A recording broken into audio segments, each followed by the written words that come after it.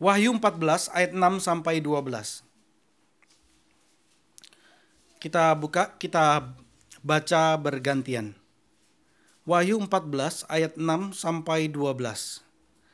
Dan aku melihat seorang malaikat lain terbang di tengah-tengah langit, dan padanya ada Injil yang kekal untuk diberitakannya kepada mereka yang diam di atas bumi, dan kepada semua bangsa dan suku dan bahasa dan kaum.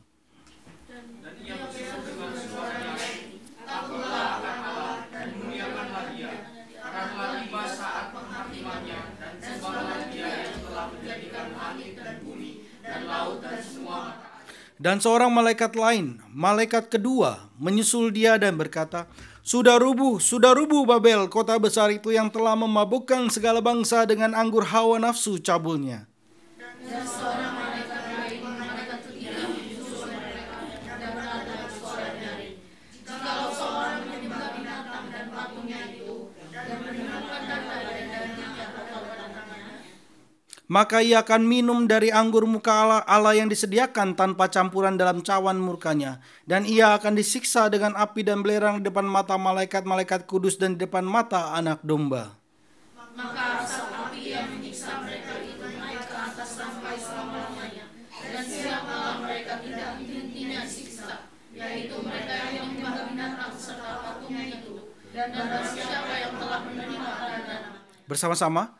Yang penting di sini ialah ketekunan orang-orang kudus yang menuruti perintah Allah dan iman kepada Yesus. Mari kita berdoa.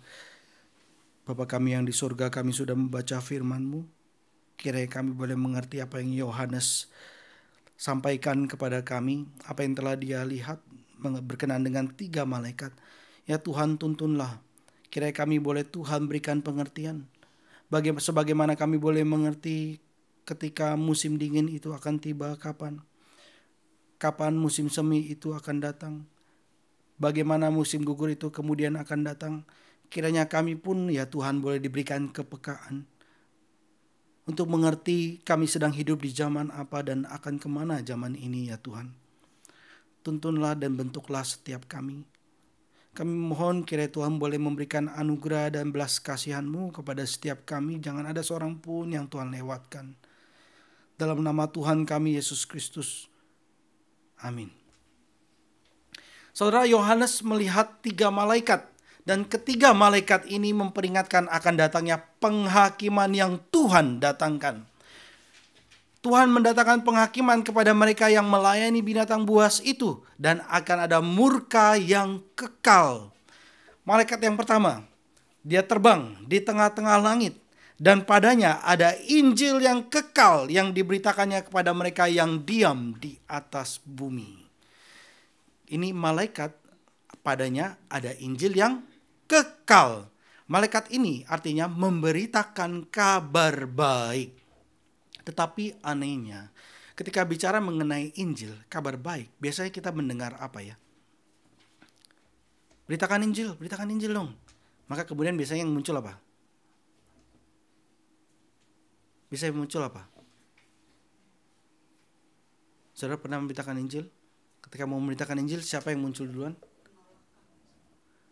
Kata-kata apa yang akan kita sampaikan? Siapa yang muncul gambaran besarnya yang ada pada kita? Yesus ya. Dan kemudian yang terpenting kedua apa? Setelah bicara mengenai Yesus, selalu bicara apa? Salib ya. Bicara dosa, bicara salib, betul. Nah, di sini dikatakan ada Injil yang kekal untuk diberitakan kepada mereka yang diam di atas bumi. Jadi malaikat itu memberitakan kabar baik. Tetapi anehnya malaikat itu tidak mengatakan apapun secara langsung tentang Yesus ya. Tidak dituliskan. Tidak ada pesan bahwa Yesus mati di kayu salib karena dosa. Itu pun enggak ada.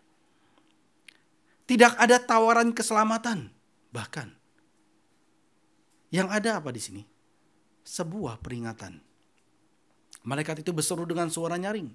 Takutlah akan Allah dan muliakanlah Dia, karena telah tiba saat penghakimannya.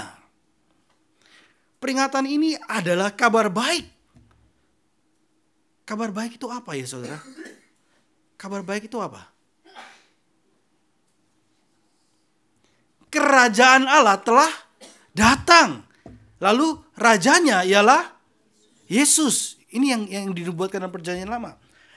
Mesias adalah rajanya, dan kemudian di perjanjian baru dinyatakan kepada kita bahwa Yesuslah Mesias, anak Allah. Yesuslah rajanya. Itulah kabar baik. Kerajaan Allah telah datang dan rajanya adalah Yesus. Dan bagaimana caranya kita menyampaikan ini kepada orang-orang yang ada di sekitar kita? Bukanlah hal yang mudah.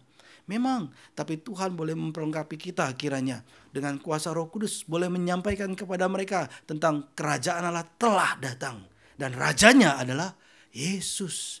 Bicara kerajaan Allah, tentu ini ada pertentangan dengan kerajaan iblis, dan mereka yang berada dalam kerajaan Allah akan hidup dalam pertempuran dengan kerajaan iblis. Ini suatu realita yang terjadi di dalam dunia ini. Nah, saudara, peringatan ini adalah kabar baik bagi gereja.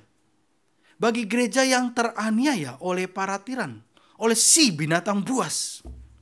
Ketika penghakiman Tuhan itu datang, itu adalah kabar baik.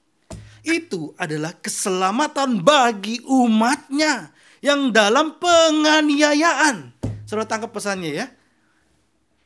Gereja Tuhan mengenal siapa Kristus. Tahu siapa Kristus. Mereka dipersatukan di dalam Kristus. Mereka dalam kerajaan Allah. Mereka berperang. Kalau mereka tidak berperang, maka mereka akan berkompromi.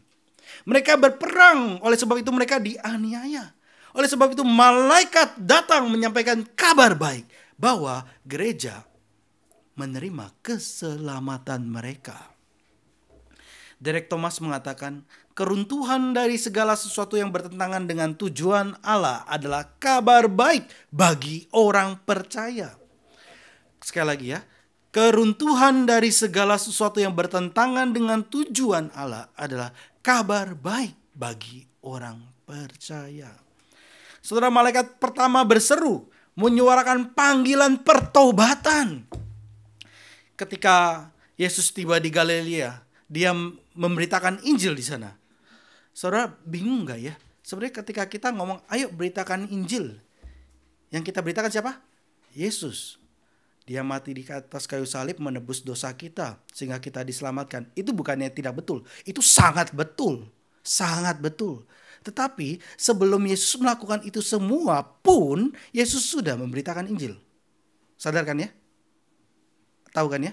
Yohanes Pembaptis pun demikian. Dia memberitakan Injil. Kita buka Markus 1 ayat 14 sampai 15. Kita baca bersama-sama. Markus 1 ayat 14 sampai 15.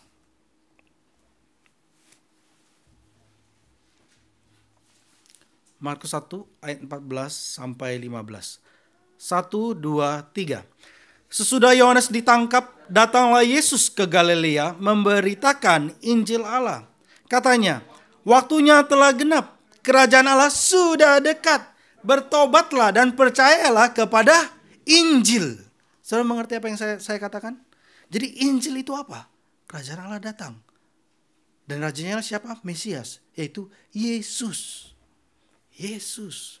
Dan untuk menjelaskan ini kepada masyarakat di sekitar kita yang sudah terpisah 2000 tahun lamanya, secara budaya, secara bahasa yang sudah mengalami begitu banyak perubahan, konteks budaya pun berbeda. Oleh sebab itu kita butuh banyak pembelajaran demi pembelajaran. Tanpa pembelajaran, maka apa yang terjadi? Kita hanya akan menggunakan perasaan-perasaan kita yang belum dibentuk oleh firman Tuhan. Sense yang belum dibentuk oleh firman Tuhan. Sehingga maka kemudian yang muncul adalah kesalahan-kesalahan dan kita membangun Allah yang kita pikir itu Allah di dalam pikiran kita. Di sini saudara, Tuhan Yesus berseru, waktunya telah genap, kerajaan Allah sudah dekat, bertobatlah dan percayalah kepada Injil. Kerajaan Allah datang itu sama dengan malaikat yang berkata, saat penghakimannya telah tiba. Saat penghakimannya telah tiba, itu bicara bahwa kerajaan Allah datang. Saudara, Injil diberitakan kepada mereka yang diam di bumi. Artinya, orang-orang yang percaya saat ini yang teraniaya akan mendapatkan keselamatan. Injil diberitakan kepada mereka yang diam di bumi. Itu juga artinya karena pemberitaan Injil dari dunia kemudian akan ada orang-orang yang dipanggil keluar dan mereka digabungkan bersama dengan orang-orang yang telah percaya sebelumnya. Tuhan tambahkan kepada mereka kumpulan orang-orang yang percaya yang pada saat ini teraniaya. Jadi dua daripada pemberitaan Injil, pertama adalah keselamatan bagi umat Tuhan itu sendiri yang dianiaya. Yang kedua adalah dari dunia kemudian ditambahkan orang-orang yang percaya. Saudara, sebagaimana Tuhan memberikan perintah kepada Nuh untuk mengumpulkan binatang-binatang. Nuh, kumpulkan binatang ini gitu ya. Lalu kemudian apa yang terjadi? Nuh kumpulkan. Waktu Nuh kumpulkan, itu bukan sekedar Nuh saja yang bekerja, tapi Tuhan pun bekerja. Binatang-binatang itu Tuhan gerakkan untuk datang kepada Nuh. Dan begitu juga saudara dengan pemberitaan Injil. Di satu sisi ini adalah tugas setiap orang percaya, memberitakan Injil. Di sisi yang lain Tuhan pun bekerja mendatangkan orang-orang yang percaya kemudian. Sebagaimana kita lihat, malaikat menyampaikan, memiliki pesan Injil ini. Injil yang diberitakan disebut sebagai Injil yang kekal. Kenapa disebut sebagai Injil yang kekal? Kenapa disebut yang kekal? Karena pesan Injil Kristus punya konsekuensi yang kekal. Konsekuensinya apa? Mati kekalkah atau hidup kekalkah? Hanya dua ini, saudara. Ketika Tuhan hadir di bumi ini 2000 tahun yang lalu, kerajaan Allah telah datang.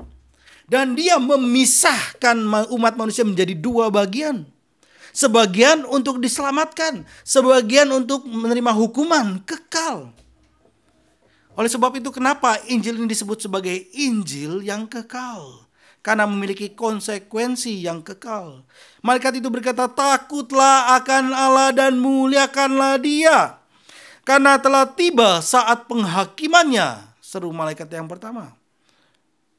Saudara akan mencuri barang dari reruntuhan tembok Yeriko. Setelah orang Israel menghancurkan tembok Yeriko, padahal Tuhan melarang mereka untuk mengambil, tapi akan mengambil, menyembunyikannya. Dan kemudian didapatkan, diketahui, lalu diperhadapkan dia di hadapan Yosua. Dan Yosua berkata kepada Akan, muliakanlah Tuhan Allah Israel dan pujilah Tuhan. Bingung gak? Bingung. Karena konteks budaya yang sudah terpisah jauh ya. Ketika Yosua mengatakan hal ini ya, muliakanlah Tuhan Allah Israel. Oh ini kita masih bisa ngerti ya. Tapi waktu Yosua ngomong dan pujilah Tuhan, artinya adalah akuilah apa yang kamu lakukan itu di hadapan Tuhan. Akuilah kesalahanmu dan rendahkanlah dirimu di hadapan Tuhan. Itu artinya pujilah Tuhan. Dan perkataan Yosua ini sama sebagaimana perkataan malaikat yang pertama ini. Takutlah akan Allah. Kalau takut akan Allah artinya kita merendahkan diri kita di hadapan Tuhan. Dan muliakanlah Dia, malaikat yang pertama katakan. Karena telah tiba saat penghakimannya. Saudara, ini juga yang sama yang disampaikan oleh orang Kristen kepada dunia. Orang-orang percayanya akan berkata kepada dunia bahwa Tuhan itu ada. Muliakanlah Dia. Berilah kepada Tuhan kemuliaan yang layak baginya. Itu pesan Injil yang kita sampaikan kepada dunia. Saudara, Tuhan tidak menjadi tidak ada dengan pengakuan bahwa Tuhan tidak ada. Baik manusia mengakui Dia ada atau tidak, Tuhan tetap ada. Itu burung unta yang di padang pasir tidak bisa menghilangkan singa yang hendak menerkam dia ketika dia kepalanya memasukkan ke dalam pasir, bukan? Tetap aja singa itu ada. Burung unta itu berpikir bahwa masuk, tidak ada dia singa. Tidak, singa itu tetap ada. Manusia tidak bisa dengan berkata bahwa Tuhan itu tidak ada, maka Tuhan menjadi tidak ada. Sekali lagi, baik manusia mengakui dia ada atau tidak, Tuhan tetap ada. Kita sebagai manusia begitu terbatasnya, tetapi keangkuhan, kecongkakan, kearoganan kita, seringkali kita menempatkan diri kita sendiri sebagai Tuhan. Saudara, untuk meneliti sebuah kertas, saudara mungkin bisa dengan cepat. Saudara akan lihat, misalkan saya minta tolong presentasikan ini kertas, Feli bawa pulang, coba selidiki, minggu depan bawa ya. Nah kemudian Feli minggu depannya akan bawa kepada kita, dia katakan, ini kok, ini kertas A4, keputihannya 30%, beratnya 73 mg. Lalu tintanya, ini tinta bukan sembarangan tinta. Ini tinta asli, original, Epson. Merek ini, yang ada gambar apanya gitu ya. Dengan jelas dia bisa presentasikan. Ketebalannya berapa, panjang lebarnya berapa. Wah, dengan begitu lengkapnya. Ini adalah ciptaan. Ini adalah materi. Di dalam ciptaan ada yang lebih dari sekedar materi, yaitu makhluk hidup. Oke, sekarang saya coba minta Fitri, presentasikan ya, bolehlah 1 bulan mengenai kuda. Kalau kuda susah, ikan deh boleh. Ya, ikan juga boleh Fitri. Kemudian dia pulang. 1 bulan kemudian dia presentasikan. Kemungkinan nggak cukup untuk mempresentasikan kuda. Apalagi kalau dia perlu observasi, dia perlu teliti dengan ilmu-ilmu yang ada, maka nggak akan cukup. Karena perlu tunggu. Kalau enggak dia lihat film, dia lihat video, lihat dokumentari, lihat buku, ya itu kan kepercayaan yang lainnya lagi kan ya. Dia kalau dia mengandalkan itu semua, ngelihat secara langsung, meneliti segala macam, itu bisa kadang butuh 1 tahunan lebih. Kadang kuda itu bagaimana beranak? Kapan musimnya? Dia kalau musim panas sama musim dingin, apakah makanannya beda? Kotorannya bagaimana? Dia kalau pagi atau sore seperti anjing nggak perlu dibawa keluar kalau nggak dia stres. Berapa bobot berat yang bisa ditampung oleh kuda untuk membawa kita ketika kita naik ke atasnya? Wah, itu diselidikin kan? Waktu dia berjalan atau dia berlari, apakah sama? Berlarinya beginikah gitu ya? Atau begini-beginikah gitu ya? Kita kan bisa beda-beda kan? Wah, itu diselidiki. Kalau dia lagi sakit, penyebabnya apa ya? Wah, itu pun susah setengah mati. Butuh mungkin S1, butuh belajar dokter spesialis hewan, baru bisa mengerti mengenai kuda. Tapi itu pun masih gak sepenuhnya mengerti tentang kuda. Oke, sekarang kita naikkan tingkatnya. Bagaimana dengan manusia? Ketika seorang pemuda mau mendekati seorang pemudi, atau pemudi mendekati seorang pemuda, dia akan berjalan ke sekelilingnya. Nggak berjalan sih, nggak muter-muter sih. Akan dibilang stalker. Tidak, maksudnya bahwa dia akan bertanya tetangganya. Siapa dia? Tanya temannya. Siapa sih cowok itu? Siapa sih cewek itu? Apa sih yang dia suka? Kan tanya kan ya. Itu ditanya dari orang-orang sekitar. Kita akan bisa mendapatkan jawaban yang lebih tepat itu dari mana? Dari orang itu ketika berbicara. Saya suka ini loh. Saya suka itu loh. Dia bisa salah gak ya? Bisa salah lagi. Bisa berubah lagi. Berjalannya waktu bisa berubah. Oh iya, hobi saya waktu itu saya pelihara ikan, tapi sekarang saya pelihara rupa-rupa. Sudah berbeda sekarang. Sudah beda jenisnya. Bisa beda. Bisa sekarang mancing, bisa beda. Hobinya bisa beda-beda. Itu manusia. Dan untuk mempelajari manusia, itu 1 tahun, 10 tahun tidak cukup mempelajari. Coba saya tanya yang sudah menikah, saudara kenal suami atau istri saudara? Sampai mati pun mungkin kita tidak akan kenal. Apalagi seorang wanita ya. Nah, saya sebagai pria ya. Ketika istri ngomong ya, belum tentu itu ya. Ketika istri ngomong tidak, belum tentu itu tidak. Melampaui sains, saudara. Betul-betul melampaui sains. Ketika seorang ibu menangis, kalau kita pakai sains, kita sangat terbatas. Kita memang bisa menyelidiki. Oh, ada H2O. Oh, ada garam. Oh, ada bedak. Oh, ada debu. Ada make up. bisa diselidiki itu semua ya. Tapi ada yang terbatas yang sains tidak bisa selidiki. Kenapa air mata itu keluar? Karena ibunya mengasihi anaknya. Bicara mengenai manusia saja kita begitu sulitnya. Seumur hidup pun tidak ada habis-habisnya. Apalagi bicara Tuhan. Kalau bukan Tuhan yang mengatakan kepada kita, inilah aku, kenalilah aku, carilah aku, kejarlah aku, inilah perintahku, inilah firmanku. Kalau kita tidak mencari tahu apa kehendak Tuhan dari sejak permulaan sebelum dunia dijadikan sampai pada akhirnya, bagaimana kita bisa tahu? Kita tidak bisa sekedar mengatakan bahwa nggak ada Tuhan, selesai. Padahal yang kita inginkan adalah kehidupan berdosa. Standarnya manusia, saudara, hati nuraninya sadar bahwa ada Tuhan. Yang menyatakan bahwa tidak ada Tuhan karena dia menekan hati nuraninya. Menekan hati nuraninya.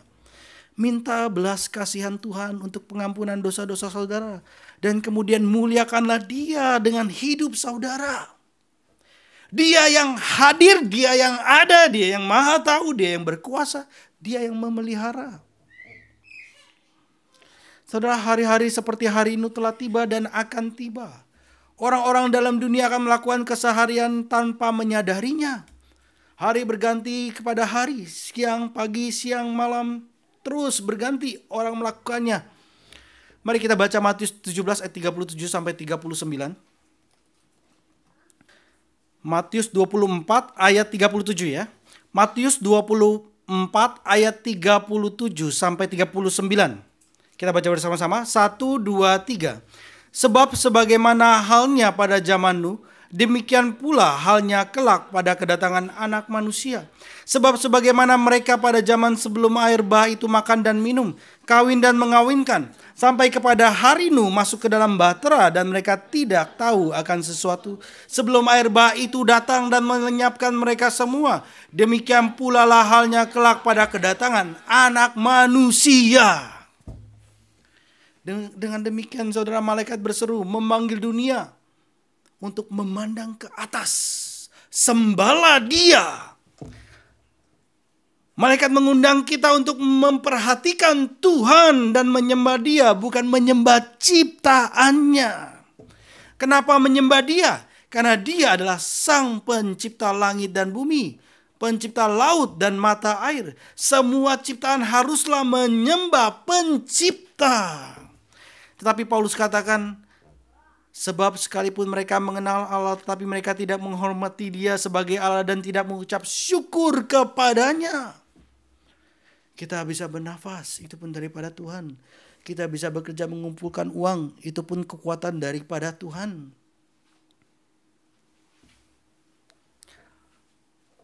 Sekali lagi Paulus katakan, sebab sekalipun mereka mengenal Allah, tetapi mereka tidak menghormati dia sebagai Allah dan tidak mengucap syukur kepadanya.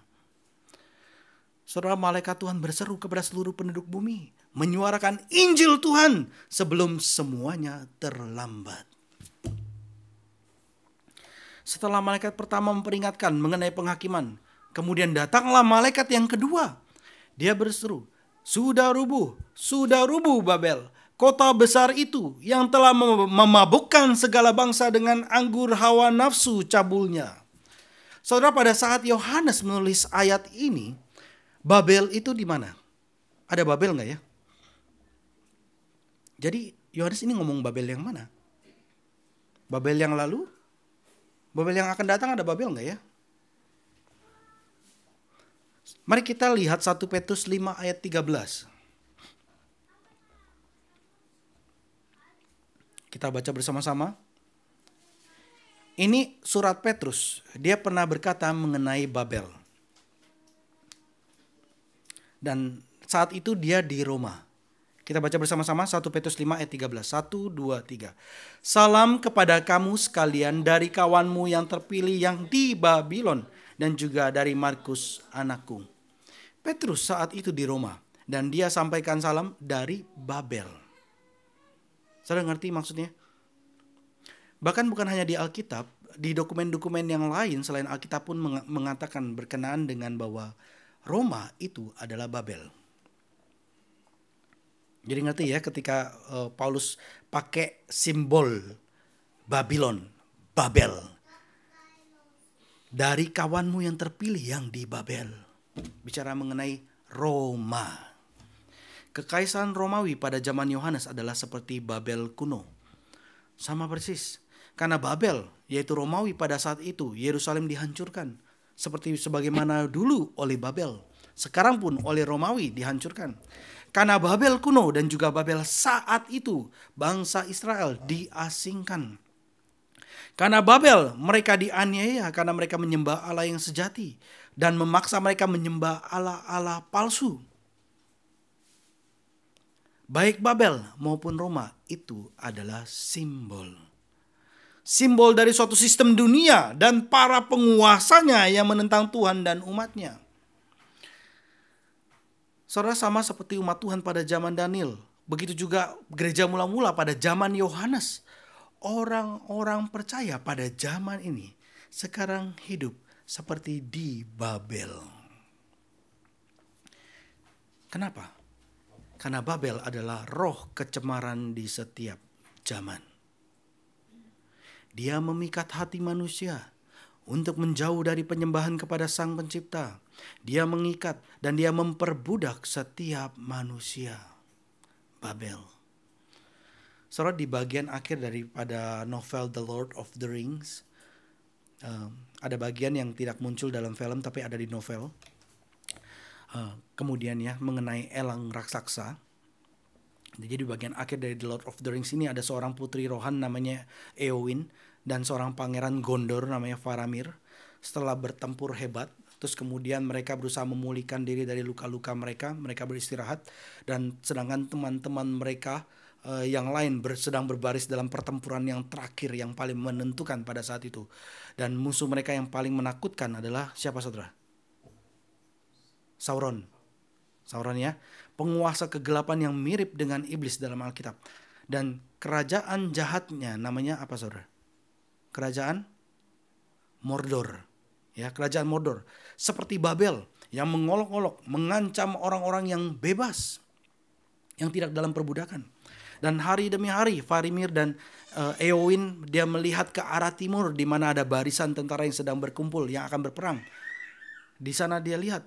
Dan akhirnya saudara di sana seekor elang raksasa muncul turun dari langit. Seperti malaikat yang turun dari langit ini, saudara. Yang seperti yang Yohanes katakan.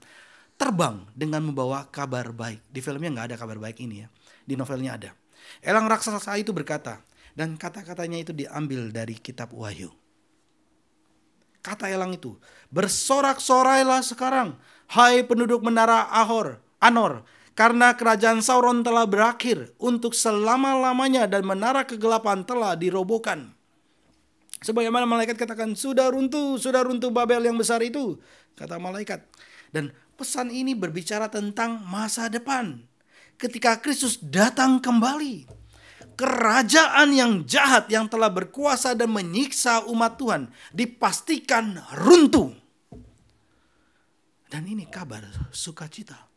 Puji Tuhan, saudara. Roma dan Babel terkenal karena godaannya. Memabukkan segala bangsa dengan anggur hawa nafsu cabulnya. Nanti kita akan lihat lebih banyak lagi, saudara, di pasal-pasal berikutnya tentang Babel, si pelacur besar. Tapi sekarang kita tahu bahwa sistem dunia yang jahat tidak hanya menindas manusia dalam perbudakan. Ya, diikat menjadi budak. Nggak bisa lepas. Jatuh bolak-balik di sana saja. Tapi sistem dunia yang jahat juga menggoda mereka ke dalam dosa yang menghancurkan jiwa dengan hawa nafsu birahinya. Babel bukan saja bicara kekuasaan dan kekerasan, tapi juga bicara mengenai kemewahan dan nafsu birahinya. Manusia akan dengan mudah dituntun untuk meminum anggur kenikmatannya. Mari kita baca Yeremia 51 ayat 7. Yeremia 51 ayat 7.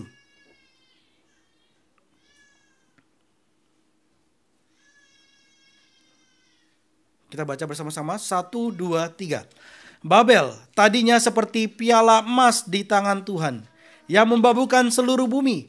Bangsa-bangsa minum dari anggurnya. Itulah sebabnya bangsa-bangsa menjadi gila.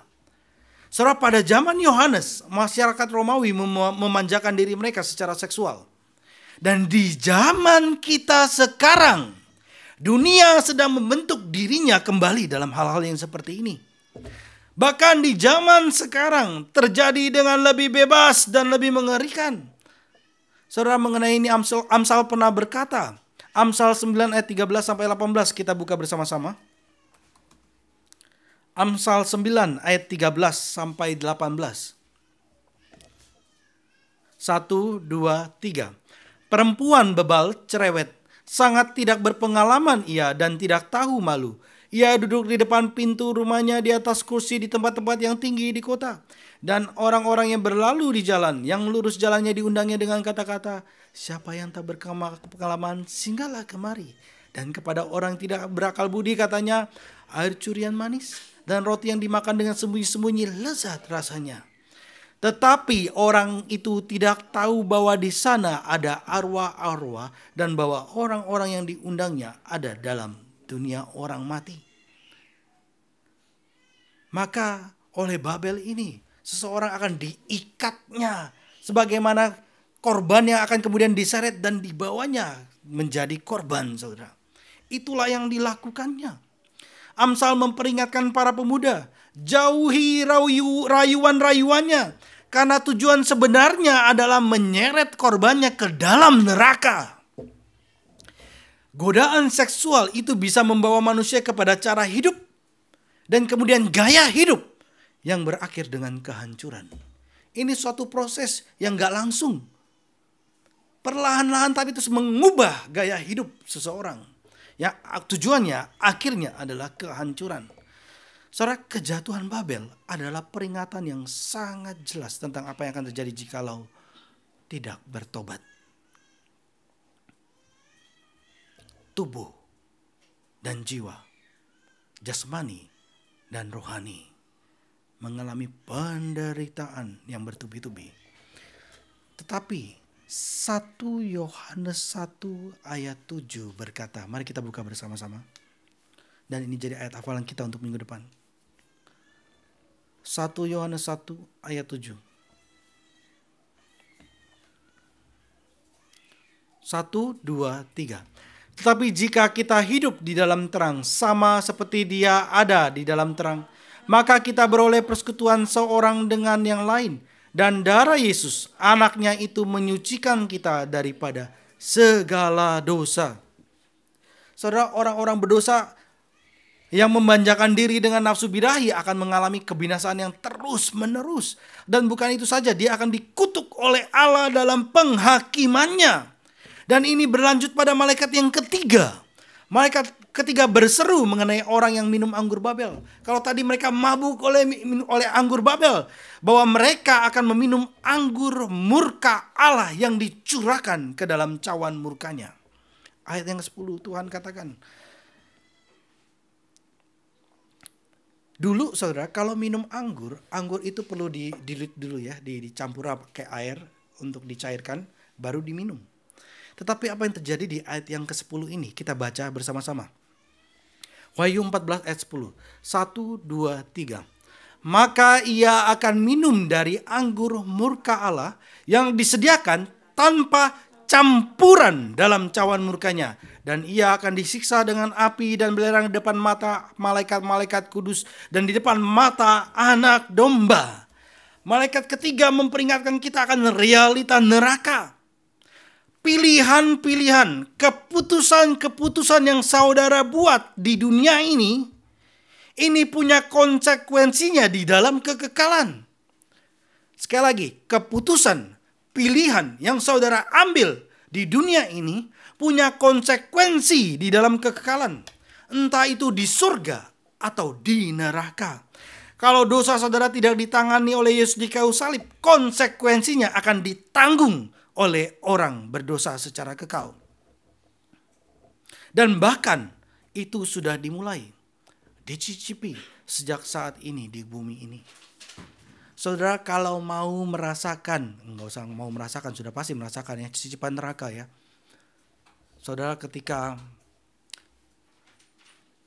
Rumah tangga itu ribut terus, bertengkar terus, nggak ada habis-habisnya. Nah, itu cicipan neraka, saudara. Di neraka akan lebih mengerikan. Apa yang terjadi sih? Hati susah, jiwa susah, tubuh pun bisa susah kan? Apalagi terkena dengan segala macam dosa, efek daripada dosa-dosa. Tubuh bisa habis. Tapi kalau saudara mau mencicipi surga, dan itu hanya Tuhan yang bisa memberikannya. Itu pun Tuhan berikan di dalam pernikahan saudara. Tuhan bisa berikan itu. Terlebih lagi nanti di dunia yang, di langit yang baru, di bumi yang baru, Tuhan akan memberikan kesempurnaan dari cicipan surga, dari sekedar cicipan surgawi itu.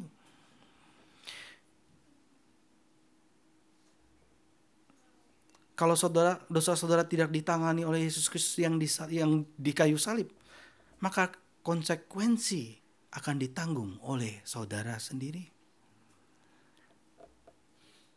Dan itu sudah dimulai, dicicipi sejak saat ini di bumi ini. Selain cawan murka saudara, yang dikatakan begitu padatnya tanpa dicairkan, itu dicurahkan. Kemudian adalah api dan belerang akan menyiksa. Wahyu banyak bicara mengenai simbol-simbol. Api dan belerang juga adalah simbol-simbol. Naga merah padam yang besar itu simbol kan ya. Binatang buas yang dari laut itu simbol. Binatang buas yang dari darat itu simbol. Itu simbol yang menunjukkan kepada siapa? Iblis, kepada antikristus, kepada roh palsunya. Ya, roh kudus palsu gitu ya. Roh dusta. Dan itu berbeda. Simbol itu tidak lebih mematikan daripada realitanya yang sebenarnya. Apa yang ditunjukkan oleh simbol itu lebih mengerikan, lebih membahayakan daripada sekedar simbol. Lebih bahaya gambaran naga merah padam yang besar atau iblis itu sendiri? Iblis itu sendiri lebih mengerikan. Binatang buas itu gambarannya, atau antikristus yang datang, yang mengopres, tentu realitanya yang lebih mengerikan kan ya. Begitu juga dengan api dan belerang di sini. Api dan belerang adalah gambaran. Api dan belerang adalah simbol. Simbol. Dan realita yang sebenarnya akan jauh-jauh lebih mengerikan. Yang akan menyiksa jasmani dan rohani, tubuh dan jiwa saudara. Segala kengerian dan ketakutan yang dialami di dunia ini sekarang ini adalah sekedar cicipan dari hukuman kekal nantinya. Kalau saudara tahu begitu mengerikan, kalau saudara tahu betapa saudara seperti hancur, sedih, gelap di neraka, akan lebih lagi saudara. Dan ayat 11 menambahkan kengerian ini. Maka asap api yang menyiksa mereka itu naik ke atas sampai selama-lamanya. Ini pun simbol. Dan siang malam mereka tidak henti-hentinya disiksa. Yaitu mereka yang menyembah binatang serta patungnya itu. Dan barang siapa yang telah menerima tanda namanya. Tanda si iblis dan binatang buasnya. Saudara, kematian itu bukanlah akhir. Saudara jangan berpikir bahwa kematian itu akhir dari hidup. Kematian adalah awal dari hidup kekal atau mati kekal. Kalau dunia saat ini mengajarkan hidup manusia kalau sudah mati selesai. Oleh sebab itu bersenang-senanglah kita saat ini. Itu salah saudara. Ini spirit zaman yang sedang berlangsung saat ini. Oleh sebab itu kita hiduplah untuk here and now saja. Tidak perlu melihat yang ke sana. Karena di sana tidak ada apa-apa. Void.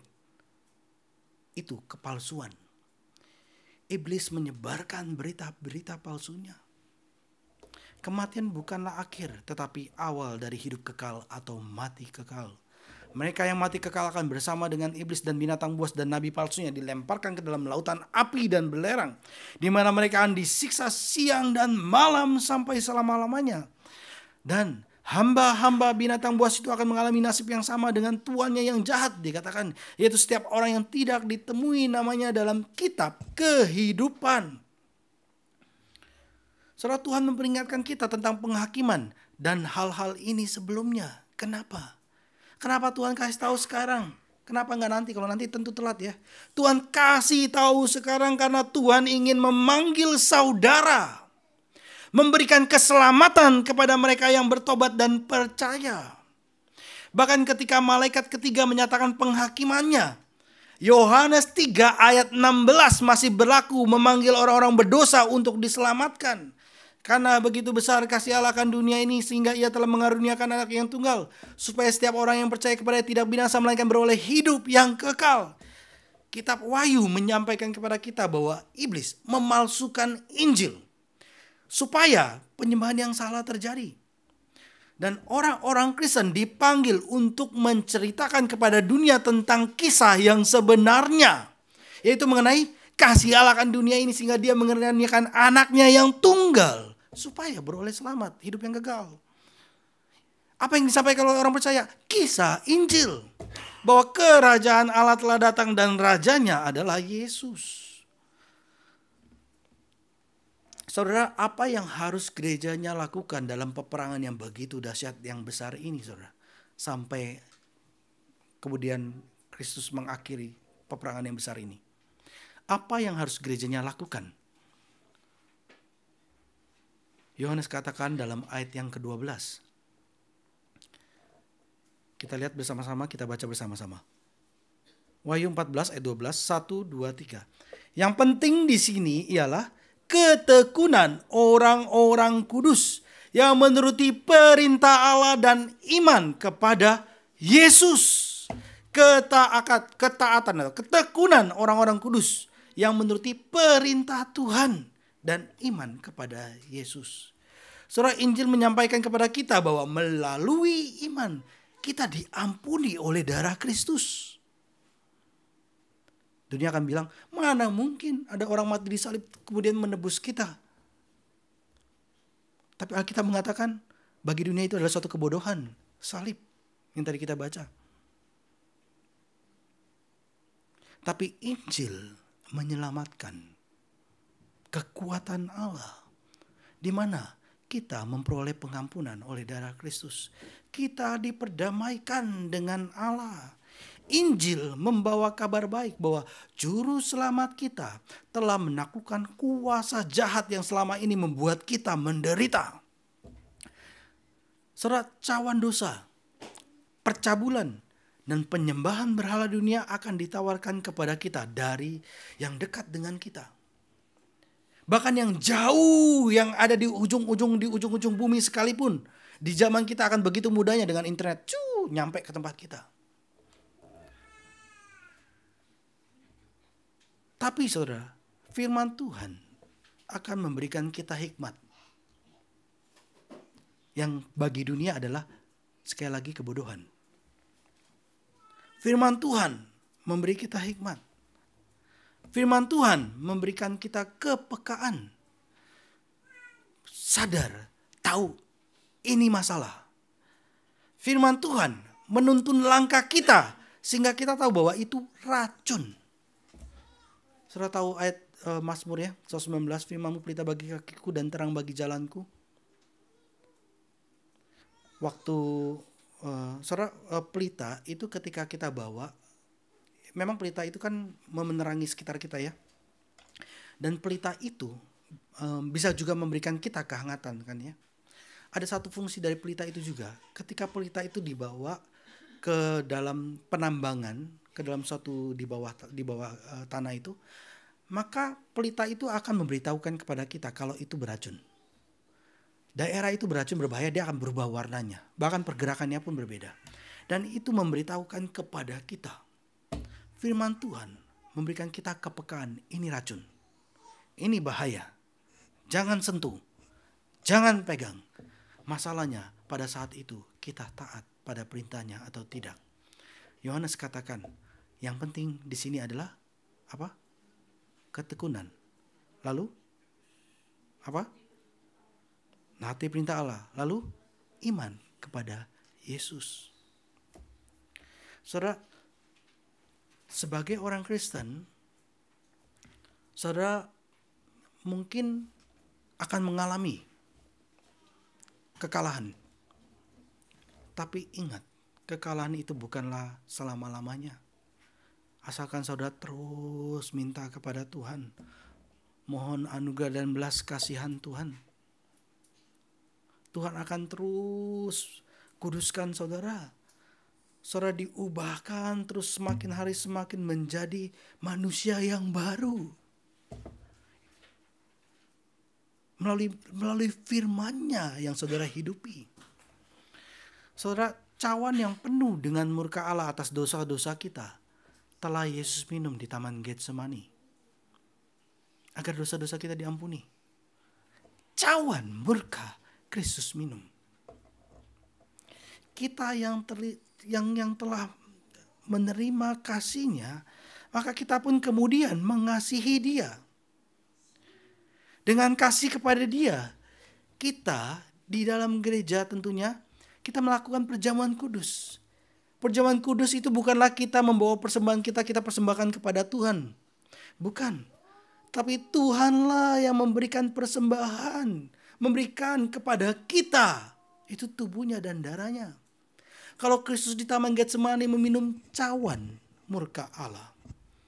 Tapi karena kasih-Nya dan kita kemudian berkumpul bersama di gereja Tuhan. Di dalam perjamuan kudus kita meminum cawan kehidupan. Perjamuan kudus adalah sarana anugerah. Tuhan pakai untuk memberikan anugerah-Nya. Dan terus Tuhan bentuk, Tuhan ubahkan semakin hari semakin kudus. Ingat, tanpa kekudusan tidak ada seorang pun yang akan melihat Tuhan. Ketika Yesus bicara mengenai hal ini bukanlah main-main. Ini hal yang serius. Tanpa kekudusan tidak ada seorang pun yang dapat melihat Tuhan.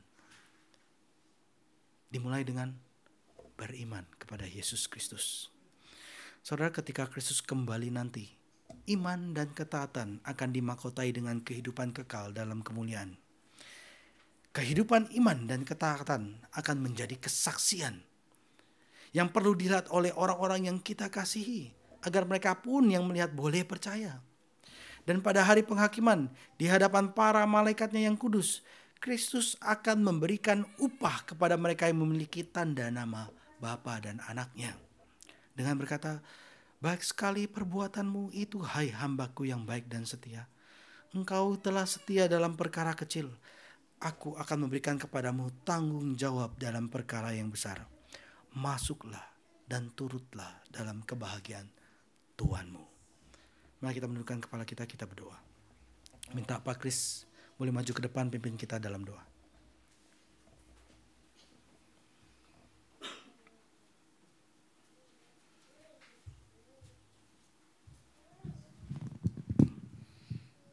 Kita berdoa. Tuhan, kami bersyukur untuk kasih sayang-Mu begitu besar kepada umat-Mu ya Tuhan. Sekali lagi Engkau mengingatkan kami di dalam firman-Mu. Engkau yang memanggil kami kembali ya Tuhan. Bahwa Engkau akan mendatangkan penghakiman-Mu. Dan berita ini boleh menjadi kabar sukacita bagi setiap kami yang bertekun di dalam iman.